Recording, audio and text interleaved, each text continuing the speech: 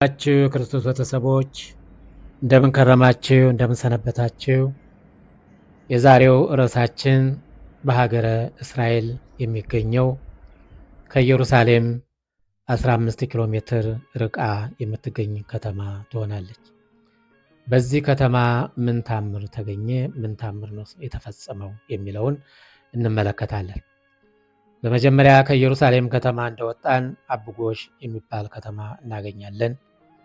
አብጎሽን እንዳለፍነ ወደ ቀኝ ስንታጠፍ ኪርያት ያሪም የሚባል ከተማ እናገኛለን። በዚህ ከተማ በከፍተኛ ተራራ ላይ የተመሰረተው በእመቤታችን በቅድስት ድንግል ማርያም ስም የተሰራ ቤተክርስቲያን እናገኛለን። ይህም ቤተክርስቲያን በተሰራበት ቦታ ላይ ታቦተ ጽዮን ለ20 ዓመት የቆየችበት ቦታ ነው ይባላል። ስለዚህ እኛም ወደዛ ጎራ ብለን ወደዚህ ቤተክርስቲያን የመግባት እድሉን አግኝተን ዙሪያውን ቤተክርስቲያኑን ጎበኘን።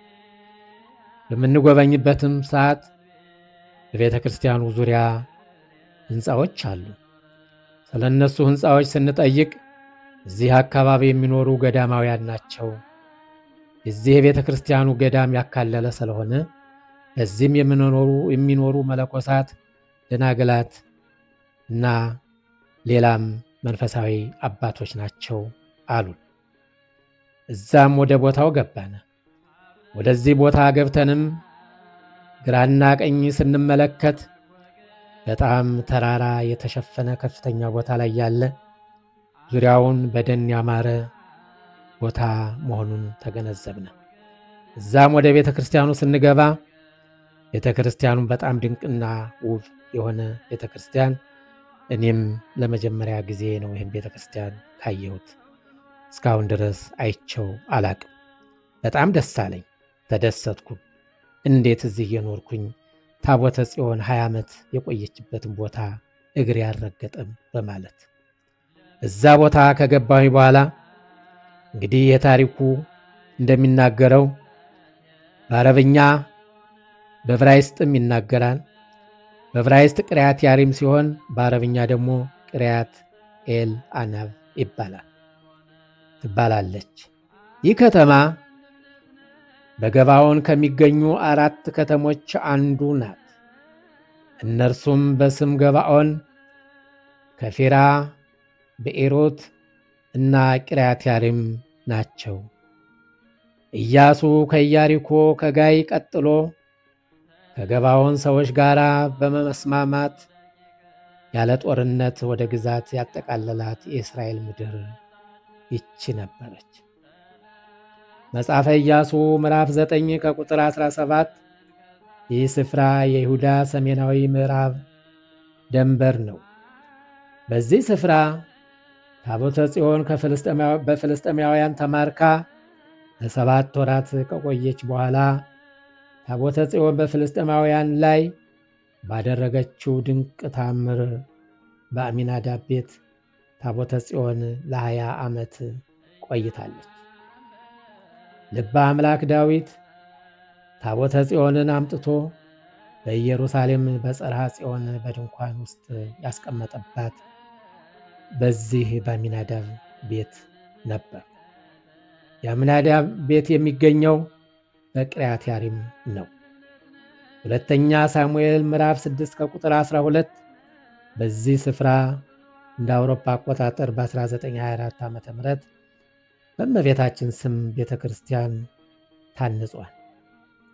በቤተክርስቲያኑም ጉልላት ላይ እመቤታችን ከልጇ ጋር የቁም ሐውልት ይታያል። አሁን የተሰራው ቤተክርስቲያን ቀደም ሲል በቢዛንታውያን ታንጾ በነበረ የቤተክርስቲያን መሰረት ላይ ነው። ለዚህም የቀድሞው የቤተክርስቲያኑ ቅሬት ሞዛይክ የወለል ንጣፍ ይታያል። በዚህ ተራራ የይሁዳ ተራራ በስተ ምስራቅ የሻሮን ሜዳና ሜዲትራኒያ ሰርጽ በስተ ምዕራብ በኩል ሙሉ በሙሉ የሚያሳይ አዋሳኝ ስፍራ ነው። አብጎሽ ከኢየሩሳሌም ከምዕራብ በኩል ትገኛለች። ኢየሩሳሌም እንደወጣን 11 ኪሎ ሜትር ርቀት የምትገኘው አብጎሽ ከተማ በዚህ የሚኖሩት በብዛት አረብ እስራኤላውያኖች ናቸው። እነዚህ የአረብ እስራኤላውያኖች ከእስራኤል ጋር በሰላም በፍቅር ሰላም ፈላጊዎች፣ ማህበራዊ ኑሮ በውትድርናም ሕይወታቸውን እንደ እስራኤል አሳልፈው የሚሰጡ ከእስራኤል ጋር የሚኖሩ ናቸው። ኑሯቸውም በጣም ያማረ ነው፣ ሀብታምም ናቸው። ለምን? የሚፈልጉትን ነገር ከእስራኤል እንደፈለገ መስራት ስለሚችሉ ማለት ነው፣ ሰላም ፈላጊ ስለሆኑ። ስለዚህ አብጎሽ ከ11 ኪሎ ሜትር ርቀት የምትገኝ ከተማ ናት። መስቀላውያን ሉቃስ ምዕራፍ 24 ከቁጥር 13 እስከ 35 የተጠቀሰውን መጽሐፍ ቅዱሳዊ ቃል መነሻ በማድረግ ጌታ ሞትና መቃብርን ድል አድርጎ ከተነሳ በኋላ ከኢየሩሳሌም 60 ምዕራፍ ርቃ በምትገኘው ኤማሁስ ሉቃስና ቀለዮጳን እንዳገኘ የሚገልጸው የመጽሐፍ ቅዱስ ታሪክ መነሻ በማድረግ መስቀላውያን በስህተት አብጎሽን ኤማሁስ ብለው ይረዱ ነበር። ከዛ በመቀጠልም ሮማውያኖች እንደ አውሮፓ አቆጣጠር በ70 ዓመተ ምህረት ኢየሩሳሌምን ካፈረሱ በኋላ በ10ኛው የሮማን ባታሊዮን መሽገውበት የነበረውን ኤልቀቪቫን መንደር ጌታ ከሉቃስና ከቀለዮጵያ ጋር ተገናኝቶ ያረፈበትና ዳቦውን ቆርሶ የሰጠበት ቦታ ነው በማለት በስፍራው የሮማን ጦር በቆፈረው የውሃ ማጠራቀሚያ ጉድጓድና በገነባው ሰገነት አጠገብ ቤተ ክርስቲያን አንጸዋል። ከቤተ ክርስቲያን ምድር ዋሻ ቤት ስንገባ በሮማን ባታሊዮን የተሰራ የውሃ ማጠራቀሚያ ገንዳ እናገኛለን። አጋጣሚ ሆኖ በዚህ ቦታ ገብተን የውሃውን ገንዳ ለማየት አላገኘንም፣ ፈቃድ አልተሰጠንም። ማለት ቤተ ክርስቲያኑ ግን በጣም ድንቅ የሆነ እዛ ከቤተ ክርስቲያኑ ተራ ወይም ጋራ ላይ ሆነን ስንመለከት ግራና ቀኝ ልምላሜ ያለው አብጎሽን ሰፈር ቅሪያትያንም እዛ የይሁዳኖች የሚኖሩበትን ስንመለከት በጣም ደስ የሚል ከተማ፣ ደማቅ የሆነች ከተማ በተራራ ላይ ያለ ቦታ ነው።